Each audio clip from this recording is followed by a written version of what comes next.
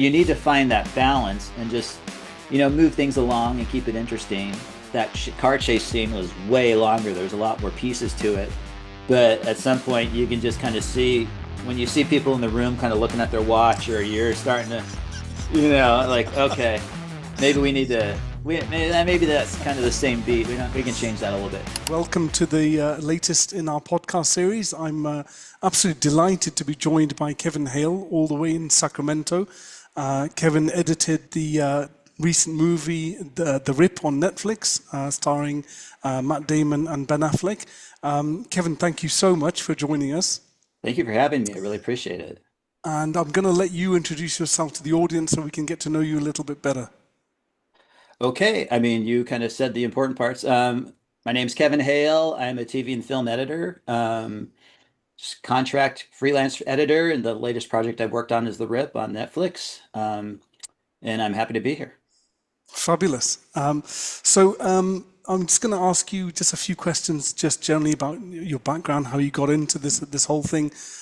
So just run me through, probably as early as you want, how did you end up getting into movie editing? I'll try to make it, all my answers are long answers, and I'll try to get to the highlights. But I went a non-traditional route than most of the film editors out there. But I started in TV, local television, in promotion departments. So watch our 11 o'clock news tonight, watch our helicopter, your kid's pajamas might kill you. I was the guy that did all those sensational type promotions. So worked years in that, and after a few years at one little local station in Sacramento, they hired another guy to join me in the department. His name is Joe Carnahan, and he and I were working and doing promotions for a few years with a group of great people. And he said, I have this script I'm working on, and I think we can all make it here, and we could probably do great things with it. Y'all want to help me make this movie? So we made this little movie that he wrote and directed, and he starred in, and he edited, called Blood, Guts, Bullets, and Octane.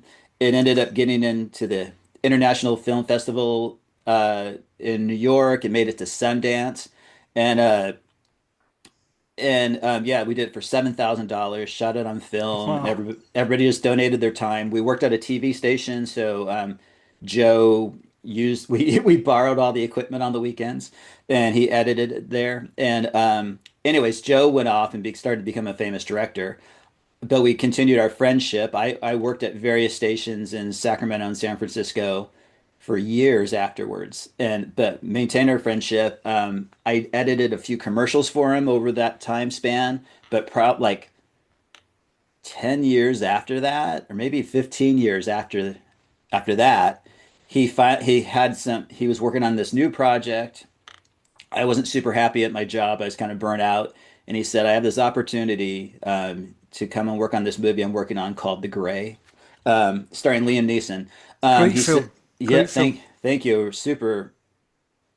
It was, you know, an interesting way to start in the business with a great film like that." I thought, wow, everything's like this. But I was hired as at the lowest you can be in the department, a second assistant editor. And at the time, I didn't even know what that meant. I thought it meant I would edit a little less than the main editor, but really, the second assistant editor is an assistant to the assistant editor. And the assistant editor kind of keeps the projects organized, pulls down the dailies, syncs up the sound, kind of handles helps with the sound and all this and that, just keeps everything organized. And I was printing up faxes and doing three-hole punches and loading binders and just kind of learning the basics of how movies are made, the post-production process. So, but that's my long way of saying that's how I got into it. It's the old adage of it's not what you know, it's who you know. Mhm. Well, that was true I mean, obviously I knew some stuff, but I mean, he was the one that got me, Joe Carnahan was the one that got me into the biz. So that was so I made it in via local TV news, Mhm. doing commercials and promotion, and yeah, here I am. And then I guess that lends us to how did that evolve and how did you end up working on the rip?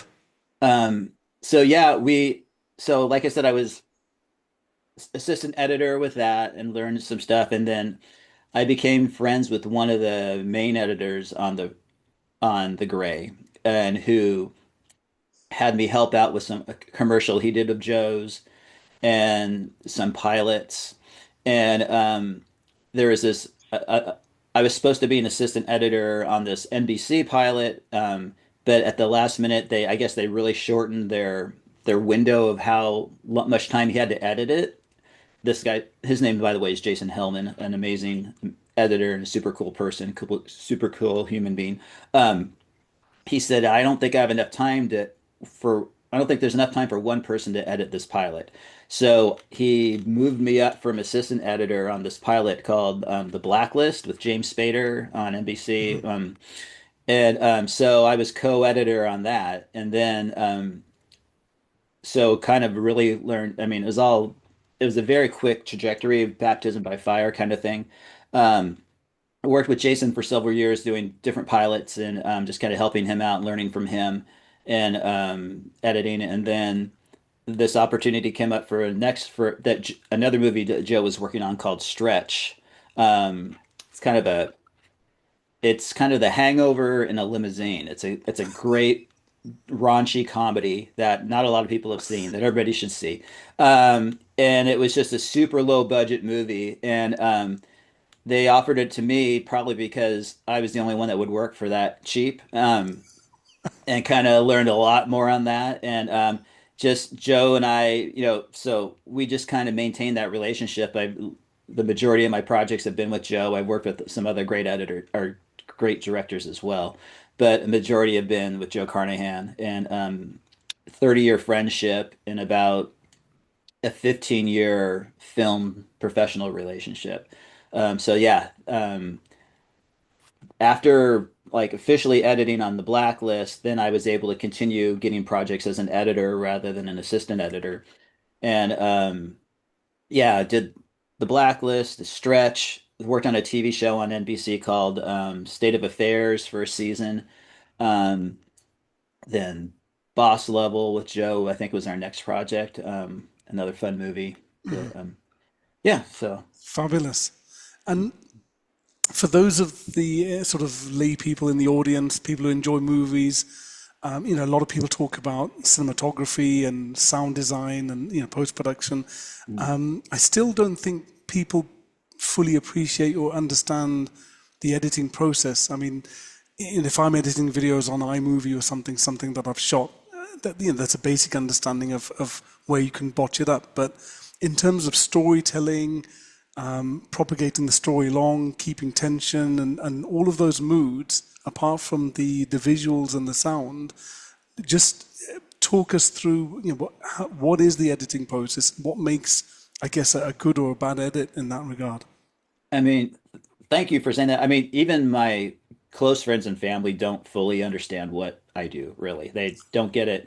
And I don't think a lot of people, like you said, appreciate it, especially because we can all edit on our computers. We're all editing on our phones and uploading that to TikTok or whatever. It's so accessible to everybody. And it's not that difficult in that respect. So everyone thinks that anyone can do it, I suppose. Um, um, and I've gotten quite a few jobs fixing movies where a low budget movie's made, and they're like, "Oh, my buddy, he's great well on computers. He can edit this, and who really hasn't had a lot of background, and I have to kind of come in and kind of clean things up a little bit and help with the story flow and whatnot. And I mean, in editing, it's just about putting in the reps, doing it again and again and again, and you start improving and start getting better. But yeah, so you're presented with all the footage. The directors will often do, 4 or 5 takes in the scene with a couple of cameras in the scene, 2 cameras, and then maybe 2 or 3 setups. So for like one line of dialogue, hey, how you doing? Where you been? You could have, 20 different takes and angle, combined with setups and angles and all that. So it's determining what's the best angle to get into the scene, which because there's your regular shots that you need, but then often the director and cinematographer will kind of really craft the shots that really tell a story. Finding the best takes of the actor. A lot of times they'll give you different. different things. They'll try it with this emotion or that emotion. Um, the just the better take to make them look good, to find the right takes to tell the story, put it all together to tell that story within that scene. Hmm. And then often, and you get your scenes random. You'll get scene one, you'll get scene 18, 23.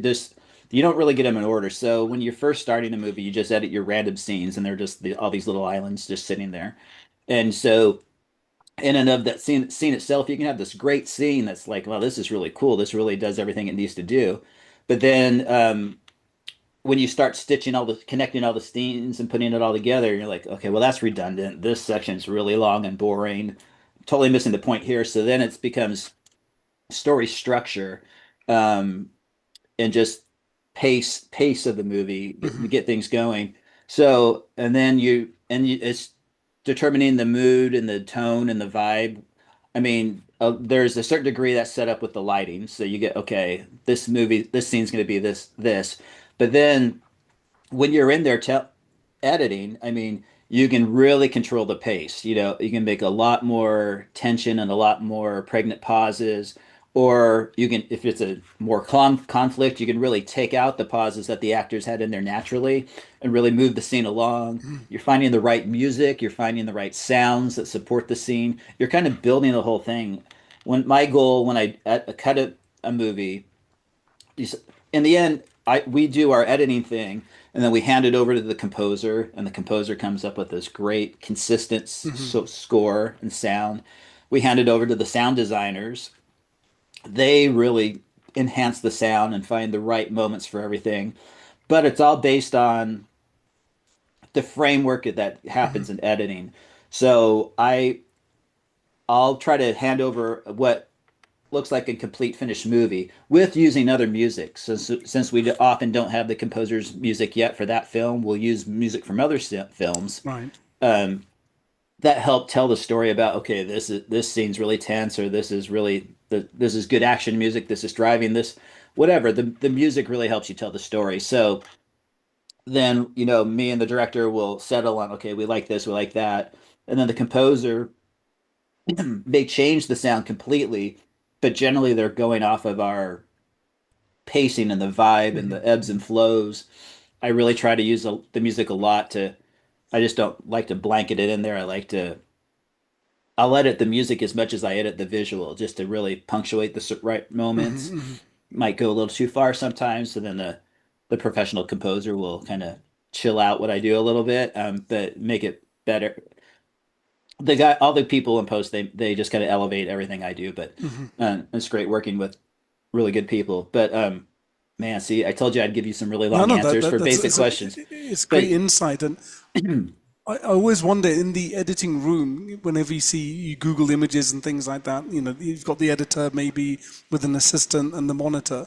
But for a film like The Rip, where it's quite an intimate sort of production team, and obviously, the lead actors are heavily involved in making the film, particularly with the director, how close, in my mind, the director wants the film shown a certain way or the story told at a certain pace. So does the director sit in with the editor most of the time, or is it, look, just edit for me and send me what you've done and I'll look at it afterwards? How does it work? it's a little of both, really. The way and every editor and director, they have their own process. Um, Joe, like on The Rip, for example, I mean, he'll write and direct all his movies, so he goes through these different phases where he's like writer Joe, and he's just really into the words and all that. Then he's out there shooting on set, and he's like, oh, there's way too many words. And so writer Joe suddenly, I mean, director Joe hates writer Joe and fires writer Joe. And so, um, but when Joe is, I mean, so when director Joe is director Joe, he gets a little thrown off by the editing. I mean, because when he's done with the direction and we're just in the full on post thing, he really dives in and then is ready to cut out all these great moments he created on set. But he can't do that while he's on set. He'll start editing himself while he's in the moment. So that's my long way of saying I don't send them a lot of stuff while they're filming. I've worked with other directors where I have to send them that scene every day, and they're right there with it, watching everything every day. But he gets a little spun out, especially if I cut a scene not the way he's thinking it should be. And he's like, and so he's now suddenly he's second guessing himself. Did I do something wrong? Am I telling him? And no, he's never is. But so he claims he's going to change for our next one, but we'll see. But so generally with that, I'll edit the whole movie while they're filming. Maybe I'll send him a scene, but I did not unrip. The first time he saw it is when I was done with the full cut, the editor's cut. And then he sits there and watches it, and then he'll give me a whole bunch of notes. And he gives extensive notes more than anyone else I've worked with. And so he'll give me notes on the whole movie. It usually takes me about a week to go through the first. So I'll take the notes and just go off by myself and just really dig in, and we'll go through that process like two or three times, so till we get it kind of closer to where he's where he can't give me full on notes for a whole pass. Then he'll come in the room and sit with me, and we'll work together and kind of riff. And this one, where we were doing editorial, it was kind of in a location far from his house, so it was a little inconvenient for him to get into the office every day. So we use this technology called Evercast, where basically he can be at his house with his laptop or his big screen TV, and it's basically connected right to my editor. And so we open the program, so I'm editing, so he sees right on the screen what's happening on my timeline. And then we have a FaceTime or Zoom type of conversation. So it's like he's in the same room, but the virtual same room. And then we'll spend hours just kind of like, okay, let's go through this scene, let's go through that scene, and then tweaking stuff by frames. It's amazing what one frame. Sometimes it makes no difference. Sometimes it makes a huge difference, Wow.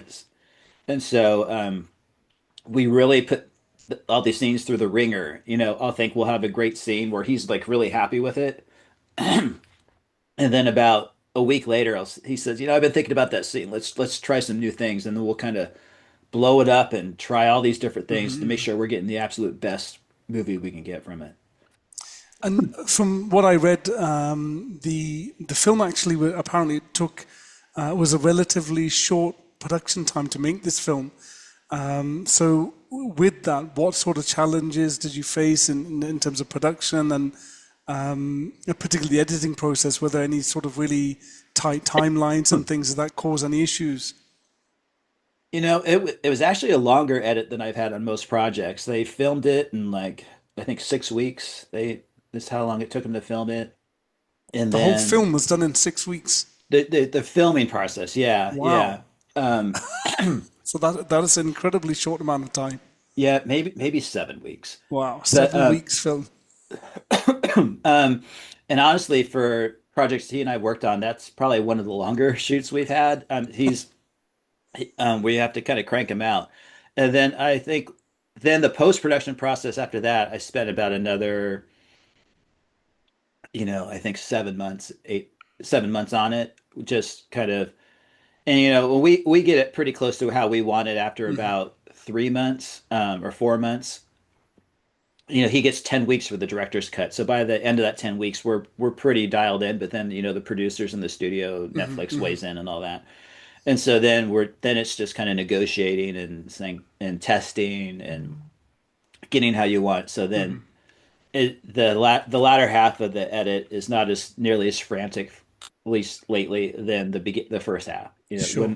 When they're filming, my goal is, so if they shoot whatever they shoot on Monday, they send it Monday night. I get it Tuesday morning, so Tuesday night I need to be done with all those scenes. That's kind of my goal, to stay a day behind the filming, and that's just important in case I'm missing something, like then I can say, hey, since you're still there in that location, it would really be great if you got me X, Y, or Z. Which really doesn't happen that often with these guys. Joe's worked with Wanmi, his DP. I think this was their seventh or eighth film together, so they're really dialed in and really kind of take care of me by the time I get everything. Now, in terms of the style of the film, it did incredibly well. It was very very popular on Netflix, in the top 10 for several weeks. Yeah. And just looking at the vibe of the film, it, for me personally, reminded me of things like Training Day, Gangs of London, and then there was a fabulous Jake Gyllenhaal movie where Mm. I can't recall the name, but they're two cops who get caught Yeah. in a sort of crossfire type thing with gangsters. In terms of the storytelling, there's some great the pace I can't quite describe, but it's a very erratic pace in the sense of plenty of scenes of slow down, dialogue, tension, and then suddenly when the action happens, a couple of those occasions, the whole chase sequence, it's just it's crazy. Oh, you Right, must right, have had a right. lot of fun doing this. Yeah, no, those are me. I mean, you got what if you can say a lot of things about Joe Carnahan, but one is that he really knows action, knows how to do action, and he has a certain kind of flavor and style, and generally lots of bullets will be flying. He really likes, he's kind of inspired a lot by like a lot of the 70s cop movies and the Heat. He's was a big, I think, a big inspiration for this. Not a 70s movie, but an amazing film. He really likes that kind of vibe and that kind of style for sure. Um, but yeah, and I really, this was a fun one in terms of you have these amazing actors, not just Matt and Ben, but everyone on down was Stephen Yoon, Tana Tyler, Sasha, Lena Esco.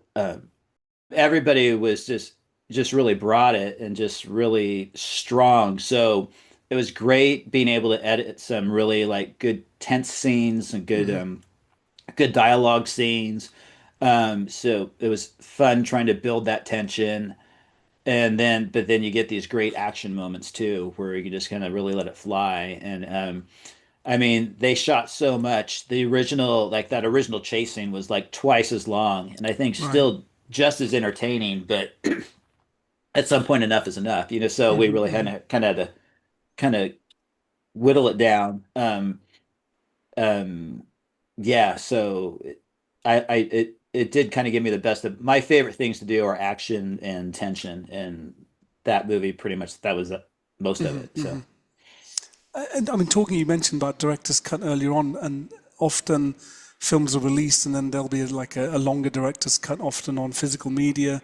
How often in the editing process, in your personal work, do you find the director may want to cut certain scenes and then you'll actually turn around and say, no, I know it'll make the film longer, but this scene needs to be kept in there. How often does that become a thing?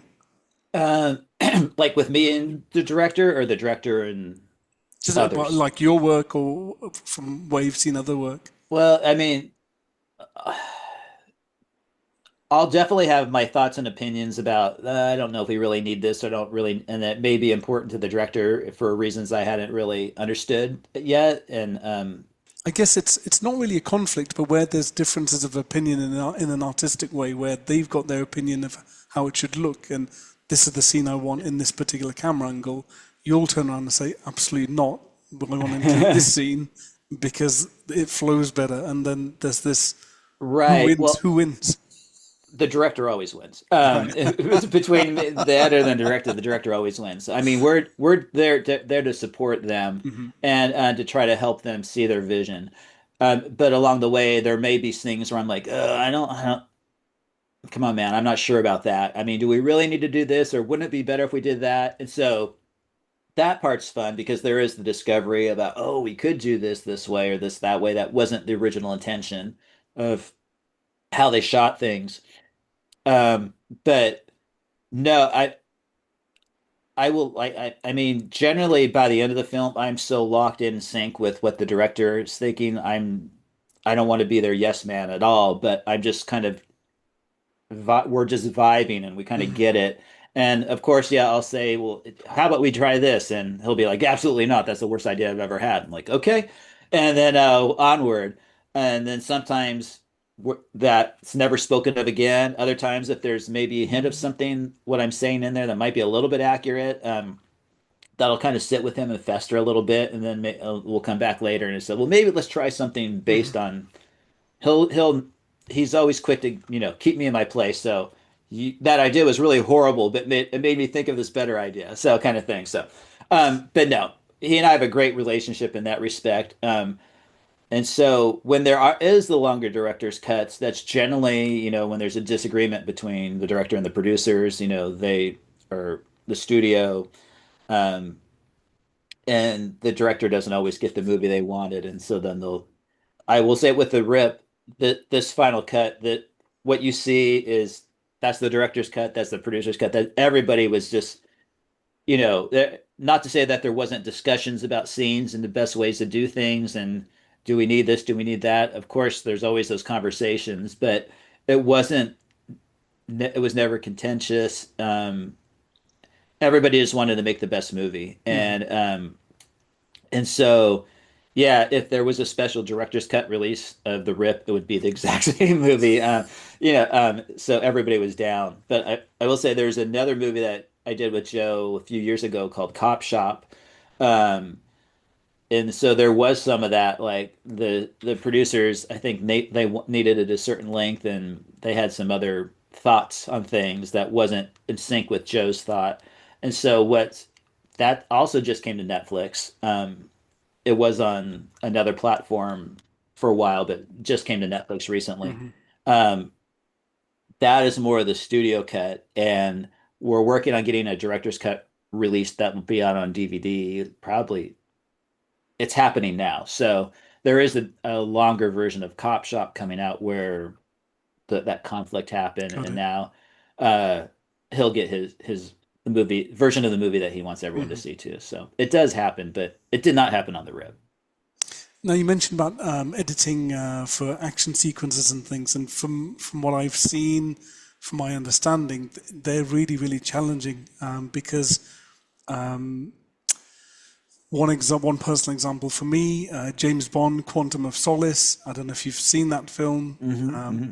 but the action sequences they're just too manic, and it's almost as if there are just too many cuts, bang, bang, bang, bang, and you couldn't quite appreciate what's going on. And there are some Hmm. scenes which just seem like complete mayhem.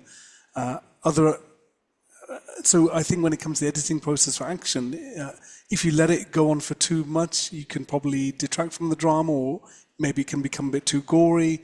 I don't know. How do you decide what's the strategy for just having a decent action sequence that keeps you pumped, but Right. not chaotic that you lose sight of what's going on? I mean, it is finding that balance. I mean, they give you a lot, and so I mean, it's more than anything for me, just kind of a gut feeling. I listen to a lot and see a lot of interviews with these great editors who really can break down a scene and really tell you why it needed to be this way, and really smart film student type things about scenes and how you get them to be to where they need to be. And I wish I was that articulate and that smart, but it's just really kind of what feels right to me. And the way they shoot it definitely kind of it's shot this way so that it lends itself where I'm like, okay, I get it. I get what I need to do. And I just want to I want to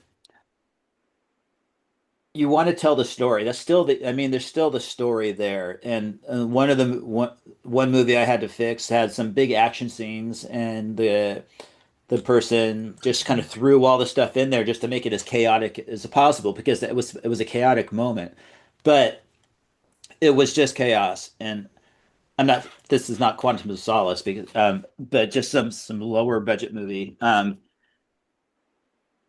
And it wasn't telling a story. So you still have to tell the story of what's happening. So, even with the action, you want to kind of set up the geography. Okay, we're here, this is happening, and then but you want to keep it moving. But you don't want to cut too fast where you just like, wait, what just happened? Hmm. So you need to find that balance and just, move things along and keep it interesting. Um, and like I said, that car chase scene was way longer. There's a lot more pieces to it. But at some point, you can just kind of see when you see people in the room kind of looking at their watch, or you're starting to, like, okay, maybe we need to. maybe that's kind of the same beat. We can change that a little bit. So yeah, it's just really a gut check with me. What and my favorite kind of movies to watch are action movies, so I watch a lot. So I'm sure there's a lot of that kind of influence happening with my decisions. Just kind of do what I like, what feels great. And that brings us very nicely to what are your favorite sort of TV shows and movies? Like action, action is kind of the. I mean, I'm down definitely down for a good sitcom or some touchy-feely stuff, but Your I'm favorites, always your classics, your sort of go-to or recommendations to friends. If you haven't watched this, I'm no longer your friend type. well, definitely like the Spielberg classics. Indiana Jones is definitely a great one. I'm always down for Heat. Training Day, you mentioned, is just freaking amazing. Um, the Born Identity movies, that's like I for this movie, right after we finished, right after we wrapped filming for the Rip, Ben Affleck went off and directed his next movie like immediately after that. So I really didn't see a lot of him because he was busy with his film, which they were cutting right down the hall with this movie hasn't been out yet. It's called Animals. I think it's coming out soon. Cut by Chris Rouse, who did all the Born Identity movies, Right. and Billy Goldenberg, who did Heat, Air, and on and on and on and on. They each have several Oscar trophies between them. Um, so it was amazing being able to talk to these guys and get to know these guys who I've idolized forever. I mean, and the second Born Identity movie, the one where he jumps through the window that everyone talks about, has that great fight scene in the apartment. That's what really made me. That was the first movie I purchased just because the editing was really cool. Wow. And that's the one that kind of resonated with me. And then one of my favorite scenes ever in a movie is the scene in Heat when they come out of the bank and they're having that shootout in the street. Which very I think no music till the very end of that scene. It's just all natural sound. And I mean, I did a podcast just talk where the idea of the podcast was editors talk about their favorite scenes that they didn't edit, and just kind of break that down. And so I picked that scene in Heat. I mean, because it told the story so well, and it was kept it moving, and it was freaking tense and exciting. But you understood that these guys were a well coordinated team, and and just I don't know. I'm rambling again, but yeah, those are definitely some of my go-tos. I think I mean I like True Lies with James Cameron. Great action scenes. I that's like some of my those movies I just mentioned are all my like physical media collection of DVDs and Blu-rays that not a lot of people have anymore. But when I want to test out my sound system, I'll definitely pop in that scene from Heat or a scene from True Lies and um, yeah, I just like a good action movie. I really love like Donnie Yen movies. Oh, wow. Yeah. So that kind of kung fu and martial arts thing, I'm a huge fan of. So I'll watch a lot of just kind of Hong Kong good fight choreographed movies. Where I know with with the American action movies, there's a lot more edits, and you're really kind of helping out the performers. But with the movies out of Hong Kong, there is not nearly as much editing because those people are so skilled. And I would always just kind of wanted to work on a thing like that where your edits don't matter as much to help the action. You're just supporting it rather than driving it or helping it. So I really appreciate any Ip Man movie or any other kind of martial arts. Well, you mentioned the Hong Kong films. I mean, they're releasing a lot of the John Woo classics Mm. at movie theaters across North America, and they've just come out on 4K Ultra HD. So, Hard Boiled, The Oh Killer, wow, Bullet yeah, in the Head, all of these have all been re-released properly right. for the first time. Holy So, smokes, I did not know yeah, that. looking Okay, forward to seeing those again. yeah. I mean, there's just I'm totally willing to sit through a bad movie that has good action just to get to those action moments. And then I'll watch those again and again. Like I think the latest Donnie Yen movie, like The Prosecutor, good movie. Mhm. But the end of that movie, there's this fight scene with him and this guy in this like subway train car that I everybody should watch. It's just like holy Fantastic. smokes. Yeah. Thanks for the recommendation. Yeah, yeah. I think two movies I watched recently at the theatre was one was Primate, which is completely and utterly nuts, but well worth watching. Okay, I haven't seen that one yet. It's yeah, it's and Sam Raimi's new film, Send Help. I'm a huge Okay. Sam Raimi fan, and Yeah, for sure. That's definitely that's on my list. yeah, I you'll do plan on definitely seeing enjoy that. those. Okay, Any cool. projects which are upcoming that you can share with us? I'm waiting for the phone to ring right now. Right? Okay. Okay. Well, Yeah, oh, everybody call me. I'm available. exactly. I think thank you so much for giving us the insight and giving us a bit more behind the scenes info on the Rip, which was such great fun. And I'm so Thank glad you. you worked on the Grey.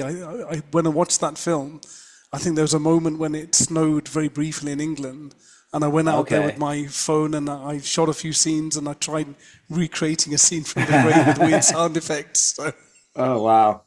Nice. thank you so much, and Thank you. we look forward to whatever projects come up your way and anything that you put your hand to. And again, thank you so much. Oh, thank you for having me. This was fun. I appreciate it.